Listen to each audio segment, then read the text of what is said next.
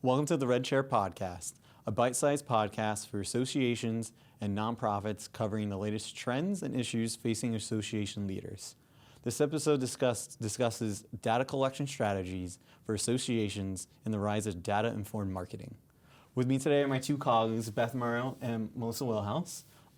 Beth, can you introduce yourself? Sure, I'm Beth Mauro. I'm the Senior Director of Client Services here at AH, and I also work very closely with the meetings team. And I'm Melissa Willhouse. I'm a marketing associate here at AH. All right, so how has the ability to collect and use data changed marketing strategy? Well, I'll start and say that the ability to collect data and use it really makes it easy to hone in on specific groups and target audiences so that you don't have to expend a lot of money to reach your specific audience. And you can create specific, tailored, very super targeted messages to reach the people who have the highest intent at the right time, rather than trying to put a basic message out to the masses. Yeah, I agree. In this world, everybody expects everything to be customized to their wants and needs, and they don't want all this extraneous noise. So the ability to sort of focus on what a particular audience is interested in is really important for associations. So how would associations figure that out?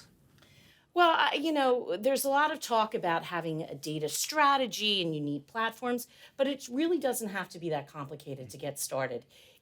Most associations already have an association management software that they use to track their members' information. If they're doing a meeting, they have a meeting registration system. So those are two great sources of information right there. And as long as you can pull a report in Excel and manipulate it, you're on your way. So what other kind of tools and software is needed to implement a basic data collection Well, you have those two basic tools, but it really depends on anywhere where you're gathering data. For example, if you're doing registrations for webinars, if you're selling books, anywhere where you're asking people information about themselves is a great place to collect data. And what's so great about data collection in 2021 is that you don't need to have an expensive platform, and you really don't need to have expensive tools and software. One way that we collect information through email marketing is just from a Google form, which is free for anyone with a Google account to use. And social media platforms with lead generation ad options have built-in data collection forms as well. So you really don't have to have anything to get started. So how do associations decide what information or data to collect, and then why? Well, there's basic information that you collect that's sort of your fundamental knowing who your members are in order to communicate with them, right? It's some basic demographics and understanding what their role is in their company and how to get in touch with them. And then from there, it really goes to what is it that you want to know? And that can drive what you want to collect in terms of data. You're going to collect different pieces of data depending on what the collector is focused on, whether it's a meeting or a retail purchase or something like that. But really, the data you collect is dictated by the questions you want to answer. Does social media play a role in this at all? Yeah, I would say that the benefit of collecting data for social media efforts is that you can minimize your budget and maximize the reach of what you're doing with it. Because if you collect data and have an idea of who your audience is and how they interact with social media, you can hyper-target those people. So you don't need a big budget to reach them and to see the results that you would if you were to do a general ad targeted at the masses. All right, so what's the next level of data-informed marketing for associations? Is it in their events and providing segmented program tracks for virtual attendees, or something completely different? I would say that it's a little bit of both. I mean, with what we're seeing with one of our client partners right now doing a hybrid meeting this year, given the current climate, now that we have some ideas of who their audience is and what their job titles might be, we're able to offer some specific programs that are customizable for those individuals. So this association in particular has at least 5 different job titles within this industry, and we're able to create content that will be relevant to those different people. So for example, this is a organization that's in the medical industry.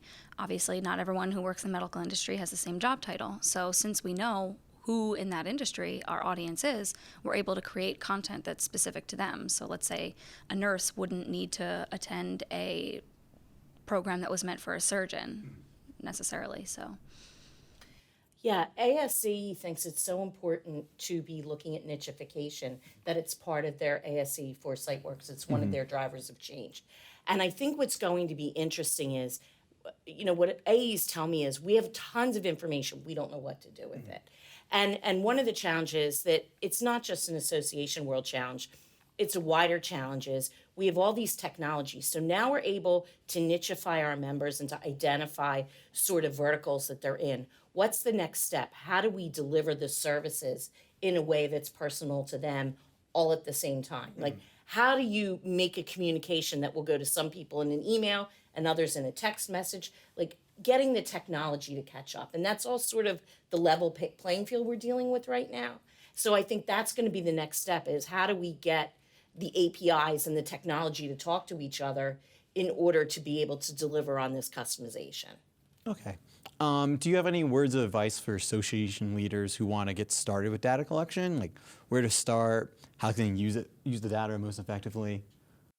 Well, I would say some words of wisdom. If you hear the term data strategy and you become overwhelmed, just leave that at the door because, again, it does not take a lot of time, it doesn't take a lot of manpower, and most importantly, it doesn't take a lot of money. And the best place to get started is to just become familiar with your existing audience and look at some traits of those people and go from there and see how you can expand on those questions that you ask. And by traits, I mean, are they predominantly male or female? Are they in one age group versus another? Are they at different points in their career? And once you have that information, then you can start to form the other questions that you would want to ask. I completely agree. The other thing that associations should be looking at is how clean is their data? Listen, it's the thing that none of us like to deal with, but it's vital to an association. And the more that you can implement sort of a strategy around how frequently you clean up your data so that it's consistent, it's just going to make it easier for you to analyze it and compare it against other data collectors. What do you mean cleaning up the data? Do you mean like organizing it? So if you have ages, you put it into like an age range?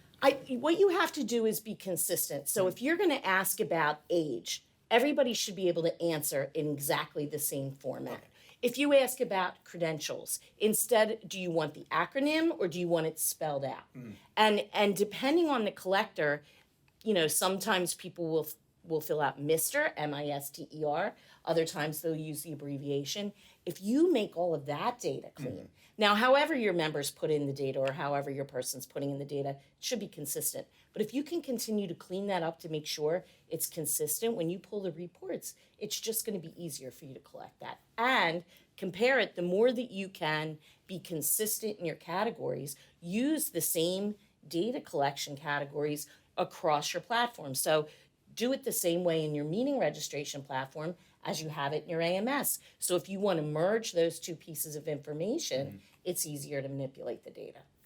And I would say another element of data cleanup post-collection is just making sure that the people who you already have the information for are up to date. You don't want to be sending membership emails to people who aren't members anymore.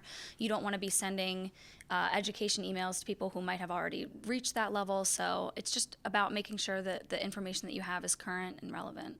All right, Beth, Melissa, thank you for talking to me. It was great. Thank you. Thank you for listening to Red Chair Podcast. Head over to associationheadquarters.com so you don't miss any episodes. And up next, we'll be discussing the importance of virtual events for associations.